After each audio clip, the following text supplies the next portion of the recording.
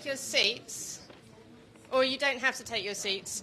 The whole point of this session is around participation and digital democracy, and I've got a very strong social contract with my panel, which is that they're going to do their presentations in a snappy kind of fashion, and we're going to open up to the floor. To do a panel on participation and not have you participating seemed like a very bad thing to do.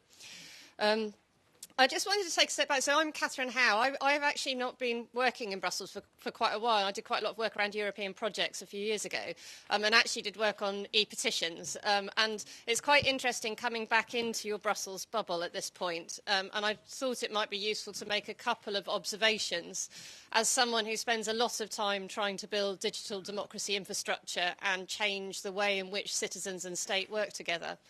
And the first thing is that you know, sort of, if we don't manage to make the ECI digitally relevant, it is unlikely to succeed.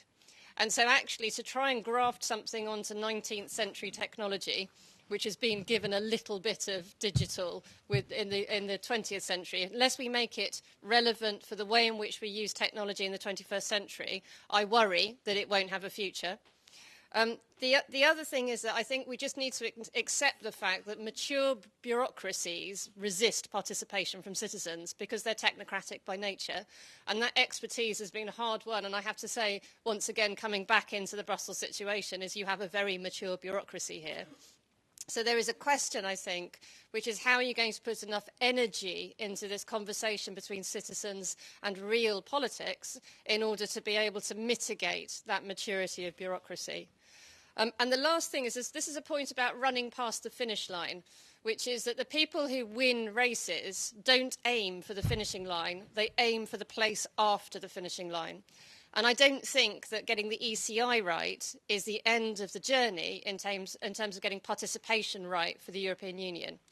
And so I think that participation is more than signing something, but the ECI has got a potential to create a more participatory relationship between citizens and the Union, and I think that's really exciting. And so as we look at, we've got technology, we've got participation experts here, and I think what we're looking at is actually where could this go and what's the potential of the ECI if we get it right, because there's a lovely thing in there if we can shift it a little bit. So thank you very much. I shall hand over to you. Oh, actually, you don't need that, I think. Yeah, I will try not to bore you to death with PowerPoint, but I have prepared some slides. I'm coming from a mature bureaucracy, but I will try not to be that guy. So when we were first approached at the beginning of ECIs to audit all, or most of them, all the collection systems which are hosted under the European Commission, we were a little bit afraid of it because we had an implementation act which we couldn't work with it. So now we achieved 20 audits. We have 4 initiatives where we did the validations.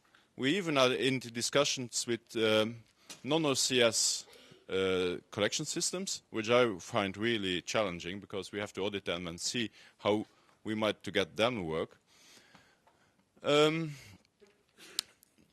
Well, we have a lot of tools created to do the audits as quick as possible, as we always meet the deadlines. We try to work with the organizers in order to help them get through the security jungle of the 27,000 certification. Some people might have been in touch with my team on that one. So this is rather tricky sometimes. This is why we start the audits only when we feel comfortable about them. We also have created a tool which we can provide for other countries to do the validations. We can do the validations on paper and the digital validations in few days. So this is something which is up for member states. If they want to check this out, this is open. We use it also for national petitions. So this is the tool we developed especially for that. Well, I don't... Further suggestions, yeah, we have to make the OCS work, and I think Xavier will also speak something about that.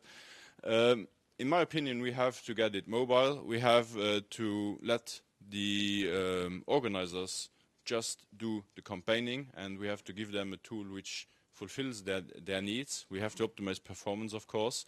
But I also have to say that Digit, not everybody will like that, but Digit put an awful lot of effort into it, and without the close collaboration we had, we would not be already this far, because we have an implementation act which is, in my opinion, too harsh on the security level.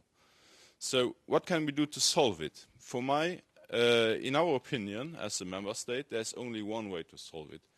So it is that we have to allow qualified electronic signatures. I know they are not in all countries, but if we, Austrian said that also, if we allow qualified electronic signatures to be used in the ECI context, we will not have any privacy issues anymore. The security can be lowered, the challenge will be far lesser. Better privacy, lower liabilities, stronger legal value, because you are absolutely sure that the person who signed is the person who wants to support your ECI. Moreover, small benefit from that is that the digital signatures, they are validated immediately. You don't have to store the identities. You validate them, you check with the trusted list if the persons are the right persons, you know that they are okay, and you just keep the support road. You have an automated validation, we have a validation at submission time, accurate, and so on. So this is, in my opinion, the way to go. Why can we go this way today, tomorrow, and the day after? Is because the Commission is launching EIDAS regulation, where we will have a good framework for all PKIs in the European Union, and we will be able to capitalize on that. So this is, in my opinion, the way to solve the OCS problem. It will not solve a lot of other problems, which we can talk about a little afterward. Thank you, and very snappy. Thank you very much. So I think that's a sort of an answer from an enabling mature bureaucracy about actually how you can make this stuff work. So Xavier, if you want to get yourself set up. I do have a question. As you may tell, I'm from the UK, and so the idea of the PKI is quite a long way from the way in which the UK thinks around digital signatures, and so it's how do we reconcile those different approaches? I think is going to be really difficult, not insurmountable. It's going to be difficult to reconcile all the different countries to one level, but this is done at the EIDAS level. EIDAS, I told that many times. EIDAS, and coming from Luxembourg, I have to tell it to you also. EIDAS is for me the Schengen of tomorrow. When we make EIDAS work, we make the digital signatures and the digital market work. Because this is the fundamental. We have to make that work, because we cannot exchange goods, we cannot exchange policies without having a working EIDAS system, or how you want to call it. So if that works for the DSM, it will also work for the ECI. Yeah, that's a really good point. Xavier, all yours. Thank you. And yes, electronic signature would be quite a nice step. But we have other things.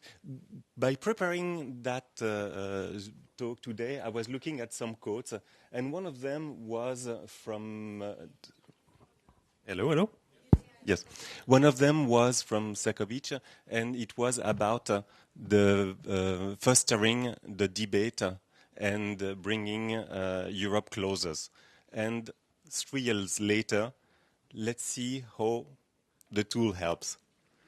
So we'll talk about some good things, and that's a national example in the UK. Some bad things, OCS. Some ugly things, OCS again. And hopefully some progress, a software that we have developed that should avoid most of the problem that we've had on the past 3 years. The good example is the one from the UK. We were, the 3 of us, in Latvia 6 months ago, and we had a presentation from someone in the UK. They have a tool, e-petition, 5 million signatories every year. And they have some measures. One of them, it's fast to sign, less than 2 minutes. Another, 70% sign in less than 2 minutes from the mobile phone. Another, 60% of the people that sign come from social media. That's what works. And what we have. Well, I don't know if you try to sign online with OCS, but that's 4 steps. One of them is a CAPTCHA, and I can tell you we had hundreds and thousands of people that came to us saying it's not possible to sign, it doesn't work, it takes too long. And the other problem is that it's a black box. We don't know how long people stay, where they fail. We know that half of them that go die somewhere in the process, but we don't know what's happening. It's too long to sign. I checked with Google that knows everything, and it says that it's not mobile friendly. And integration with the social media, well, it's very hard anyway to share because there isn't any button, there isn't any tool to share. And when you do that, it's a very technical information. It's about a home online collection system. That's not about, hey, I just signed that ECI. Dear friend, you should too. And the biggest problem is that it's very clear that OCS is about collecting signatures, and it's not about campaigning. That's two completely different goals, and that the tool collecting signatures only does that is fine, but it has to remember that there is a campaign, that we need to be in touch with the people that sign, that we need to inform them of the result. And because OCS sees itself as an island by itself, we couldn't do things as simple as, hey, now that you sign, please leave your email so we can inform you of the result. And for Right to Water, out of the 2 million people that signs, we could collect only about 1% of them, their email, and we could inform them about the result to only 1% of them. Imagine, we spent a lot of money, time, energy to have people that support our cause. We can't tell them what happened if the European Commission answered, if we are happy with the result. We cannot say that the European Commission did or didn't do something to 99% of them. And part of the solution is hopefully a new software, OpenECI, that we developed based on the experience in Germany of campaign and based on our experience with what we've done on online campaigning. It's a single page. It's a page where you can pre-select the country, saying you come from Latvia, we know you're Latvian, you're likely to be citizens, so we pre-select the right thing, the right language and so on, and we make it faster, and we make it in a way that can work with the campaign website. So that's easy to collect the email after. That's easy to pre-fill the information if you have it. So less time to sign a petition. It works on mobile phones. I find it weird that we have to be proud to work on mobile phones today, but we do. So social media aware, it supports campaigners by providing information about what's going on, protecting privacy, but giving information, saying there is a spike of activity in one country, for instance, and that's citizens-friendly because that's easier to sign, and it makes it possible to keep contact once you've signed. And it is available now. The changes we need to make it better, to make it happen. But there are some reforms that we talked about, like the data requirement. But there are some that are about the Implementation Act that are not so much part of the regulation, but still that impact a lot what we can or can't do. And on that one, there are a lot of things that we could improve. One of them is to say the regulation says whatever happened on the paper form has to happen online. It just happened that's a different media and that's different requirements. And just translating, hey, that's paper, that's online, it doesn't work. And there are something to make it easier to communicate. I'm sorry, talking about API, I know that's not the right place, but that's something we had as a problem discussion with the Commission. If it is not put in the regulation, it will not happen on the official software. So we need to have tools to be able to communicate between the collection system and the campaigning website and other websites. We need to help the supporters make the campaign successful. We need to engage with them. We need the social media. And the point that comes more than on a regular basis, we need to simplify signatures, both the captcha and the number of steps and the requirement. And hopefully, we won't have to wait 3 more years to know if we can help bridge the gap between citizens and European institutions.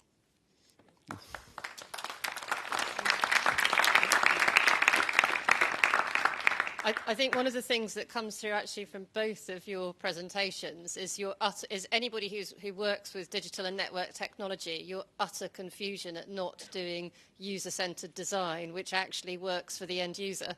And so I think part of the conversation we're having here is that there's a bunch of us who are going, why are you not doing this when this is how we live our lives? And a bunch of people who aren't familiar with those kind of techniques, not understanding how to use them and how they can really unlock people's participation. Talking of people's participation, over to Madara. Thank you. My name is Madara PEIPINA, and I come from Latvia, Riga, and I'm going to share some things about our national e-petition tool that we have. It's called ManaBalss, or My Voice. And basically, what we are a tool that brings people's ideas to the national parliament and put them on the parliament's agenda. So we function as a agenda-setting tool. And we are an NGO, a grassroots NGO, and ManaBalss was born as a people's initiative for the people. So and we really try hard to keep it that way because we have seen that it really pays off. And how it works is that people can both post and sign other initiatives, and who can sign are Latvian citizens at least 16 years of age. So we also give opportunity for young people to maybe that can be their first participation experience. And in order to sign the initiative, you would need a bank authorization, and that's how we use.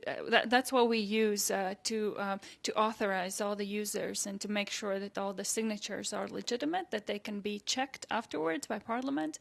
That's what we use to make sure that one person can sign initiative only once, that we don't get to double signings and so on. So and since 75% of population in Latvia actually use the internet banking, then that's the most widespread tool or system that there is actually that is convenient both for us and also for users. And how the initiative posting works and what happens later is that if the person wants to put an idea for voting, they just sign in our platform. They fill in a form, and the initiative goes into our system where we read it through, and then we work together with the author to improve the text and make sure that it complies both with the Parliament's criteria and with our inner criteria as well. And when we get the best possible version of the text initiative, we put it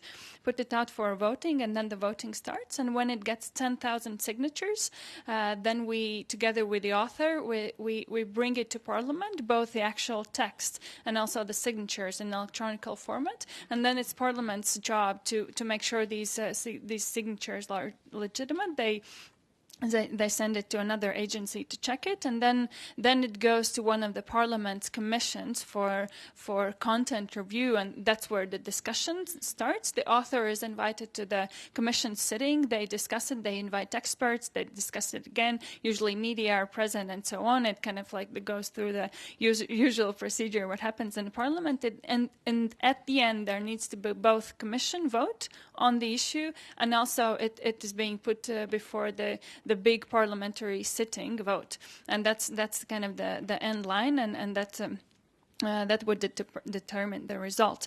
And about the results in general, what we have achieved, we started in 2011, 4 years ago, and in 4 years there have been more than 17 initiatives brought to Parliament. About 8 of these initiatives we have received a yes vote, which means that in one or another way these initiatives have become a law or actually resulted in a real change. We have received from the users, we have received more than 800 initiatives, and around 100 have been published on a portal, which shows that not every initiative is published, and there are several reasons for that. We have had more than 100 100,000 users, and to give you the scope, the Latvia population is 2 million. The citizens are even less. So the turnover is around 6%. 6% of Latvia's citizens have actually logged on and voted for one or another initiative, and we have seen that people, if you give a easy, simple, easy tool to use, people are quite enthusiastic about taking part in decision making process, and why it works, and what we have learned. We have several kind of like the key points. One is that there's a quite a clear and strict framework, legal framework, what happens with these initiatives once they get in the parliament, and that was actually our first success. That when we started, we have to establish this legal framework, and that was the basis how our initiatives were treated in Parliament from then on. So that was our first victory, and it has worked quite well, not only for us but for our other collective submissions or these agenda-setting initiatives. Another important thing is that it's extremely user-friendly, or it was built for people, from the people, and it was actually built by e-commerce experts. So they knew that if they wanted to work, it has to be really easy to use, and we try really hard to keep it that way. We also give to both to authors and for users. We give as much user support as we can, both legally and copyright support and media support and whatever they need. We wouldn't campaign for their cause, but we try to support them on the way to the parliament, and once an initiative is in a parliament as well, if they want, we will accompany them in the parliamentary sittings just to make sure that all the rules are followed, and that they feel that they can that they are actually empowered to take this issue further. And also what Javier mentioned about collecting emails and giving feedback to users, that's also extremely important part of our job, is to make sure that people get the answer to the question, so what's the point of participating? What's the point of voting? If we can't give them this feedback, if we can't let them know what is happening with their votes and what's the result, then they lose interest, and then there is no point to our work as well. And also the last point is that we have quite a clear and strict framework for those initiatives themselves, and for the content, and for the, so to say, for the text that we want to see in a portal, because we have seen that if you give floor to anyone and anything, then there's going to be a lot of content that's not without purpose and without focus, and we help them to shape that focus regarding initiatives, so they are ready to go to Parliament and actually achieve the result. I hope I made it on time. I think I really intimidated them. Excellent. So having successfully contracted with the panel and they all stuck to time, is that what's the deal with you guys is, can you ask questions, not make huge speeches? So opening the floor up, I'm going to take from here, gentleman in the middle, and then we'll come back to the next round of questions. It's you. Hello. Okay. Thank you very much. Hello. Thank you very much. That's very interesting. So I was wondering, so it's linked to the bank account. So how does that work? Like, first, I mean, so you have an email address and then you need to give your bank account details. And then what about people that don't do online banking? How can they sign? It's not really linked to bank account. It's linked to bank authorization, because if you want to use internet banking, you would need to log on to actually use it. And the only information we get from the bank is name, surname, and ID number. So that's the information we need in order for the Parliament to check the signatures later. And of course, there is an issue with people who do not have this internet banking, and for them it would be a solution to use EID signatures, but that's not an option at the moment, because too little of people have these ID cards. I think that question opens up the conversation about digital exclusion, which maybe we'll try and pick up later in our remarks. Thank you. Gentleman over there. Is that working? Yes. I'd like to make 2 points. My name is Colin Becks. I am president of a campaign called the Wessex Regionalists. We stood for Parliament. I stood against Cameron in the last general election. This is the fourth British government which has been elected with 70% of the people opposing him. We don't have democracy. What this meeting is about is about democracy, quite clearly. It doesn't exist at the moment. It is in the hands of pathogens around the world, only about 1,000 of them, who are manipulating all our lives. And we, after 40 years of peace in Europe, we are now on the verge of the Third World War, and that is rather important to what's being discussed here. So my point is, if Avaz and other Change.org organizations can get 1 million signatures in a few weeks, then the European Union has got to do better than that. And the group who is organizing this, ECI, have the moral high ground of the whole world in Europe for this issue. Europe has to be regionalized before we'll get it. Thanks. I'm going to take the next question, then I'm going to ask you all, why are you better than Change.org? Okay. So this, I'm going to ask this gentleman because I think that gets to the heart of what that gentleman was saying. Testing, yeah. I'm a co-founder of a local participative journal in Brussels called DUI, and I'm actually curious to know how we can have senior citizens inclusive in decision making, because as you see, digitalizing certain things cannot reach to the grassroots of a community like in a lower scale. And isn't it important to have hubs connecting with local journals who can pass the news and get definite feedback using either a paper format for older citizens or having digital media reaching out also and educating them on how to use it? So that's like my question.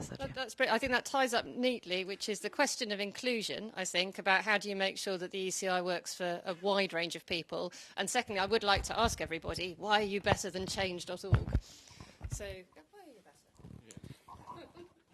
better? I think participative democracy goes in its name and in its root by participation. So this is why we have to have a multi-channel approach, and I'm not an advocate. Paper is giving us a lot of pain for the validation of the paper signatures, but it is one way to reach out to people who cannot digitally sign, so we have to tackle that. That's why we did the OCS validation system, so we can OCRize that and we can do that in a rather convenient manner.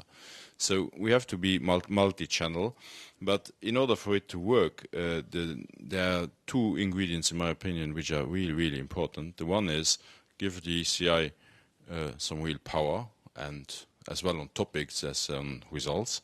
Well, this I cannot influence. And then let the organizers focus on campaigns. So they have to do the business to focus on their campaigns so that they can reach out to everybody to get their message passed. So this is why we have to give them solutions that work. Solutions which, in my opinion, has to be centrally hosted so that everybody can, there shouldn't be a barrier. You shouldn't have to have millions of funds or, I don't know, tens of thousands of euros to go to a data center and whatever. So it has to be on reach of everybody.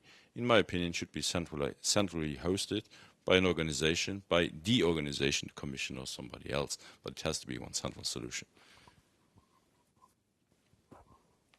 I can why we are better than Change.org. Well, two differences. One is that the signatures can be legally checked, and I think it's extremely important, especially now and especially in Latvia, because we are that eastern border and we know what is happening with hybrid war at the moment. That it's so easy to use fake email addresses, fake social accounts, and that's why I'm not a very big fan of signing initiatives with social media accounts, because we know, at least in Latvia, we see very well what is happening on the internet with fake identities, and I think they need to be checked. And the other thing is that we need that legal framework, and that's our very strong so to say side, that we have that system in Parliament, and they can't just brush us off or sweep under the carpet saying we will look at it later, or we will maybe look at it next year. They can't say. They have very strict procedures, strict terms, and they have to follow it.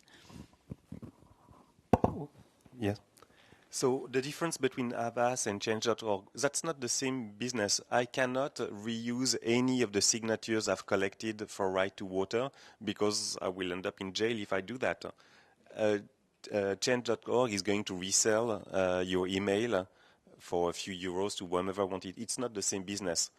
But as for the result, if the European Commission continues to ignore the ECIs and not to act and not to pass laws based on that, I'm not sure we are that different, unfortunately.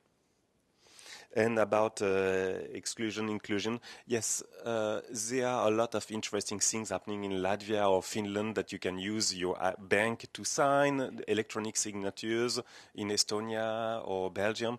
There are a lot of things that we can do to include more people. But the the regulation has to be more flexible to let us try, to let us experiment and discover, hey, there is something nice working in Latvia. Why don't we use it? And the regulations so far prevent us to include as much as we would want to. So I think we're asking that one of the things that you'd want in reforming the ECI is a more participatory conversation about how it develops. Excellent. Some more questions. So gentleman at the back there, gentleman there, and then I need a lady. We can't have all gentlemen. Excellent. Lady here.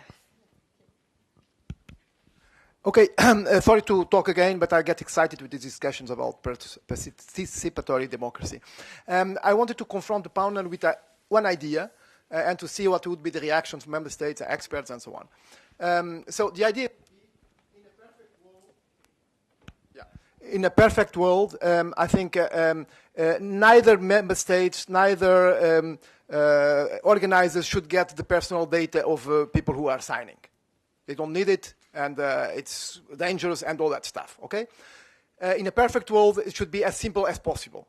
So I'm thinking about, and in a perfect world, member states should not be also controlling, making all these checks and so on and so on. Should be a system which check this automatically and so on. Okay, so let's think about this idea.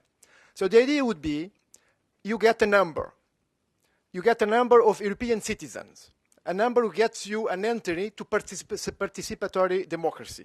Okay, so a virtual EC membership card of European citizens. And then with this number, when you sign, you just give your name, your number, and then, if you like, optionally, your email address, and this is the only element who goes to the organizers. Okay?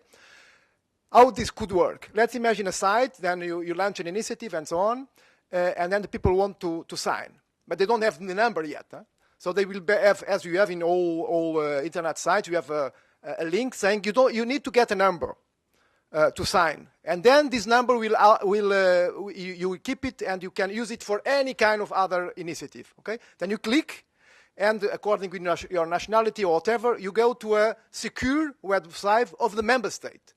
And once in your life, you give all the data member states need. All the data, even the name of your first girlfriend, whatever. Huh? All the data, but you do it once and not connect it with specific ECI initiative. It's just an abstract, it's disconnected, it's an abstract question. Then you get your number. Then you have a number like a credit card, a kind of algorithm, and then you just use it. And you use it forever, and you have this, of course, behind is also this idea of going beyond the ECI. I'm not yet sensing the question. This is a question. How do you react to this? Is this feasible? Is this completely so stupid? The question is, do you like his idea? Yeah, okay. Exactly. Absolutely. Excellent. Okay, I'm going to leave you time. That was a long idea. I'm going to give you time to consider it, and I'll take the other two questions. So I think the gentleman at the back had a question. Oh, sorry, so it was you. And then to the front. I'd like to thank the speakers very much for their contributions, which I think certainly are moving the debate forward technically compared to previous discussions that I've participated on this. I've worked for many years in the European Parliament in the Petitions Committee, and I think what's important about this debate and the promise of participatory democracy is to understand that the ECI within the European context takes place alongside a petitions process, which itself is very extensively used by citizens. More than 200 citizens groups, civil society groups come to the Petitions Committee every year to follow up in their petition with members, on a similar line perhaps to the Latvian model, although I think even easier. We've launched a new web portal in the European Parliament for people to add their support to petitions once they've been declared admissible by the Petitions Committee, to encourage further participation. This is done on a very simple, basic aspect, similar to what our Dutch colleague said earlier, in terms of those that are adding their support. We're not talking about the right to vote in referendums. We need a very minimal level of, a very simple level of commitment to get support behind a main idea of the main petitioner and so on. In 2014, the Petitions Committee had over 3,000 petitions. About 65% were to do with the EU area of activity, which goes far beyond the remit of the ECI itself, which has to propose legislation or amend legislation. The petitions process, which, as I say, works alongside it, is much more open, much more user-friendly, with different objectives, of course, and that's an important distinction. But I would prefer that people here and more generally in Europe see these issues together. We've developed this new web portal for the petitions process because we've tried to learn from the past. It's not perfect. There'll be a second phase, and the inputs that we've heard in this meeting today, I think, can also be translated within the European Parliament to ways of facilitating, making it more user-friendly. The big difference about Change.org and Avaz and the others is precisely that when you petition the Parliament, the same as the Latvian Parliament, in the future even the Westminster Parliament is now going to have its own petitions committee. When you petition a Parliament, you have the knowledge, you ought to have the knowledge and the security to know that your views have been taken on board, that the Parliament will respond, will provide an answer. The ECI in that context goes even further beyond it, and I think this conference therefore should really look much more closely at the overall context of all this, and I think the contributions now have been very good. So my question is, how do you see the link between this ECI and the petitions process at the European level, and what lessons can be learned mutually from those things? Thank you. Just take that last question and we'll come back, we'll round up on those. I have only a question. Elisa Bruno from ICAS, very direct. So you've been talking about different ways of signing a petition and a petition in Latvia, and different ways that citizens could actually sign a petition in Luxembourg. And before we heard from Schöpfling the fact that we would like to put forward, he has proposed the idea of putting forward e-citizenship, e-European citizenship. How feasible is that, and how can this be integrated in some way, at least some parts of it, in the Annex 3, in the Implementing Act, considering that at the same time we are discussing this issue, there is the digital agenda going on. And in the digital agenda, the European Commission is fostering online signatures, e-signatures for fostering businesses and be able to buy and purchasing online. So practically, if this is possible in the Implementing Act or in some other ways that you might see it happening rather fast. So I think all of those questions actually speak to the ECI in context. Firstly, in a technical context, which is other kind of places where we need to manage identity, the whole landscape of sort of a digital marketplace. And then the other is the context of the ECI alongside other acts of participation and other parts of democratic mechanisms. So I'm quite interested in those kind of like, sort of where do you see the ECI in context in the digital space, but also in the participatory space? And then the third time, we'll start with Madara. Okay, so the idea of having an electronic ID is an interesting one. That's the discussion that Gilles was mentioning. I like it. It would be simpler if it exists already. As someone running a campaign, I'm not interested at all to explain to the people that want to sign that they need to register in blah, blah. No, they sign, that's it. So if it exists, I would be delighted to use it. If it doesn't, I'm not going to use my ECI, my campaign, to try to convince them to register somewhere. About accessing data, OpenECI is already designed in a way that only the member state, not the organizer, can read the data if we want to use it that way. So I think it's a good idea. And what was it about ECI versus the... With, yes, that's different process, and discussing with some ECIs that were politically rejected, like the Stop TTIP one, it was a discussion, how can we use the Parliament and the petition tool in the Parliament to push forward the discussion.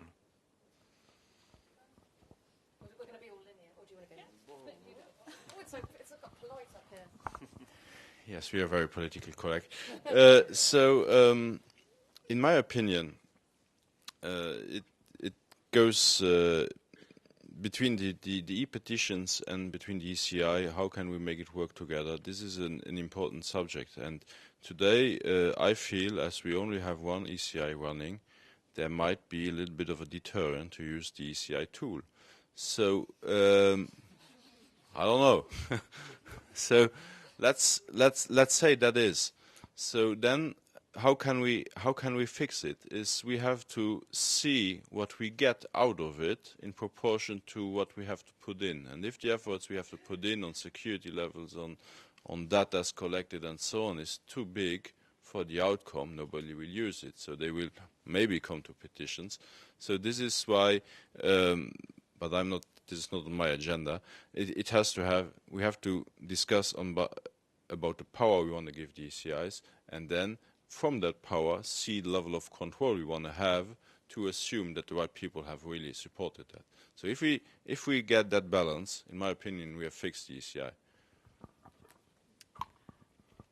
Just a short comment. I think ideally all these kind of tools, both on European level but also on national level, should be somehow interlinked and somehow connected in one system. But I also do think that every participation tool has its own purpose and goal, and you can't expect that you can use one tool for everything. So I think it's also it depends on the campaigners as well, how they see which tool fits the most for their purpose. But ideally, of course, they should be somehow connected in one system. And another thing, I'm at the moment, and I'm quite reserved about e-signature, both on national level in Latvia and also on European level, because I have seen that at least in Latvia, it's not a very user-friendly tool to do something quickly, fast, and painless. So I think it will still be some time before it's introduced on European level, and until then we still need some other solution for authorizing signatures. Disempowered without a microphone. So we've probably got time for one last round of questions, unless we've tapped you. Rainier, and then who else? Oh, you're going to get the last. Oh, and one at the back there. Thanks. Your microphone, you're sitting in it. Yes, since this panel is about technology, I would like to raise the issue, who should develop this technology? If you leave it to the Commission, they don't have a track record of making citizen-friendly, user-friendly, whatever. Citizens do. Citizens also have a keen interest in campaigning. Xavier can tell a lot of stories. When we develop this software, we need to have a lot of freedom to do so, and not technical requirements that just have an obstacle, just make an obstacle. Also because technology is changing all the time, and this whole debate whether it should be central or decentral or whatever, the requirements from the Commission to us, citizens, should be so atechnical as possible and open to however way we want to design it. Key is that we want to show that we bring in support from 1 million citizens. And take this lightly. Don't make it bureaucratic, because then you get extremely complicated technical solutions. And when you take it less literally, okay, my point might be clear. My question was... probably clear. How can we take this software part, the development, the technology, out of the hands and also out of the regulations from the Commission, and make it open it up to us, citizens? So you're suggesting that bureaucrats don't build good technology? Did I say that?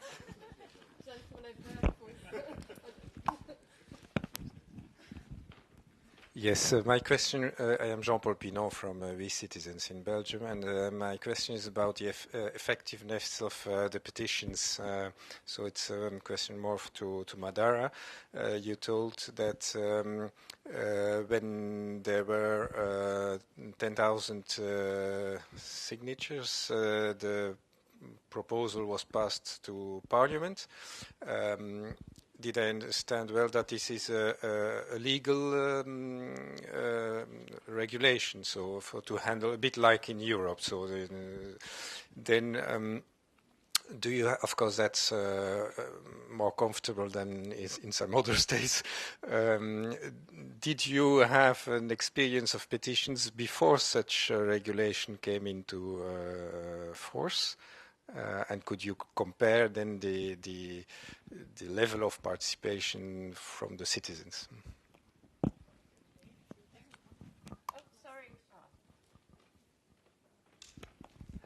Olga Kurpish, sorry, European Commission ECI team. I wanted just to react and possibly ask a question to Xavier, which I happened to meet several times already on different occasions of discussion on our digital different aspects of the ECI. I wanted just to add that the software of the Commission, which has been a lot criticized and for good reasons, it actually is something on which we are constantly working, and the version which was shown today by Xavier is not the last one.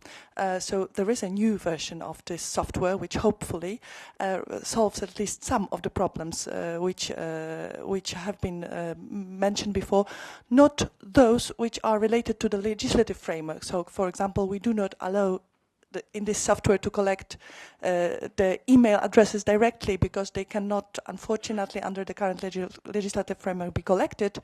But, for example, the link with the social media has been developed in accordance to what the campaigners were asking for, and I think it's a little bit more user-friendly and prettier. But I would like to see possibly the reaction of Xavier to this one, if possible, because I hope it will be helpful for the organizers. Thanks. Thank you. I'm going to go to Madara, then Xavier. Just very short. We did have a system for referendums, which is legally binding proposals that go to Parliament and have to be implemented. But as far as for agenda setting initiatives, this was the first time, and it was introduced, and it also took a lot of effort, joint effort from civic society and experts to actually convince the Parliament that this is something that could work and that is not harmful for them, and they still felt that they take a lot of risk in when introducing that, but they did it, and I can't really compare before and after, but there were some attempts to collect signatures, but since there was not this legally binding structure, what to do with them in the Parliament, they did not really get anywhere, so to say. So about who should develop, again, the good example was a member state that did a petition. Some public servants are able to develop proper software. So if you know how to campaign, it doesn't matter if you're a public servant or not, you're going to do a good job, which might not extend to OCS indeed. And for Olga and for the new version, I'm happy to hear for the first time that there is a new version coming, and that's part of the problem. We don't know what's going on. We don't know what's coming. For the past 3 years, we've been promised to have access to that code and that that discussion would be open about what's coming. You are telling us that something happened. The example I showed is the only one we could access. That's the one of the only ECI collecting signatures. Maybe it's better. Maybe it could have been even better if you were discussing with campaigners about how to integrate with the social media, for instance, and that's the lack of dialogue and the difficulty of making progress. There have been some progress. We have been able to change the logo, and that's the only progress in 3 years I can think of, but I'm sure there have been others. But the thing is that because we don't have enough dialogue about what we need as campaigners, what are the regulations, what you can do, we have been inclined to say that the best solution is to develop a software with campaigners, with input of people that have experience of collecting many million signatures. And again, open to discussion. So far, it hasn't happened. Yeah, I might join that also. First of all, the system is open to non-OCS-based systems, and we are willing to audit them from Luxembourg. That's not an issue. So, but I have seen organizers who don't have enough money to send me the DHL parcel, the documents for the audit. So how should they develop something as an OCS? This is not working. This costs an awful lot of money. This costs an awful lot of money to develop such a software, and we worked closely with Commission together. And believe me, one thing is they put a lot of effort in it, and people from government can do nice things, but we have to use what we preach here, the participatory democracy. We have to use that for developing the systems. I could well imagine working with Xavier and working with 100 others to see how we can get it done. Why not? This shouldn't be priority, but the base problem is always the Implementation Act, which ties our hands to be able to be a lot more creative, which we can do, that's easy, and we have to work with that. So let's change this. Let's kill the demons in some heads of security and I don't know what other demons there are, and even how do you call it? Mature bureaucracies can do something. Mature bureaucracies can do something cool. Believe me that. Well, I certainly have more confidence in that now. I think I'd like to thank the panel. I think that's a really rich discussion. I think what's been really interesting for me is to see the interplay between legislation and technology, but also the fact that actually I think the strong conclusion and the recommendation from us is the fact that you can't build an instrument for participatory democracy without participatory approaches across all of the stakeholders. And I suppose that would be the final point that we would strongly emphasise. So thank you so much.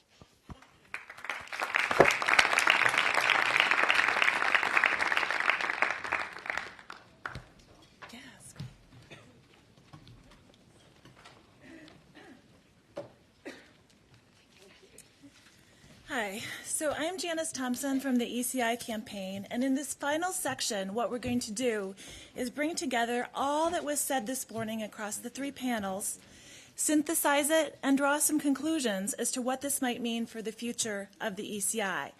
Before we do that, we're going to hear from Anne-Marie Sigmund of the European Economic and Social Committee, who's going to talk to us about the role of the EESC in supporting ECIs, as well as conclusions from their own conference, ECI Day 2015, that was held in April. Mrs. Sigmund has a long history with the ECI. She was at the Constitutional Convention where the ECI was developed, and she was one of the very first people to come out and publicly support it. Now she's guiding its development as the president of the EESC's ad hoc group on the ECI, and she's also a former president of the EESC, European Economic and Social Committee. So here's Anne-Marie Sigmund.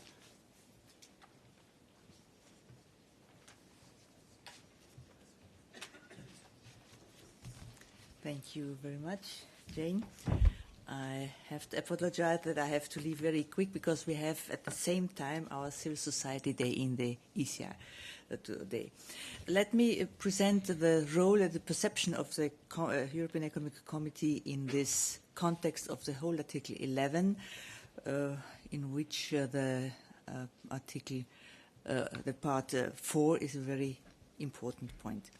The committee published two opinions on that already in 2010 and proposed a lot of things which are rediscussed now. So, for instance, the question of common European ID, the idea of a prolongation of the time from 10 months to 18 months, a reduced number of participant countries to a quart of the member states, and so on. So we tried already in this time to define also our position. And for that, it must be clear that the European Economic and Social Committee, as an advisory body, as institutional partner or representative of civil society on the European level, can't be part of the procedure, but should and has to act in the very first part when an initiative is started to be launched as a facilitator. And in the second part, we can really serve as a mentor. We can help to bring together initiatives and to see what we can do on a communication tool. Already in 2010, we proposed to establish an help desk, and we offered the committee to be this help desk.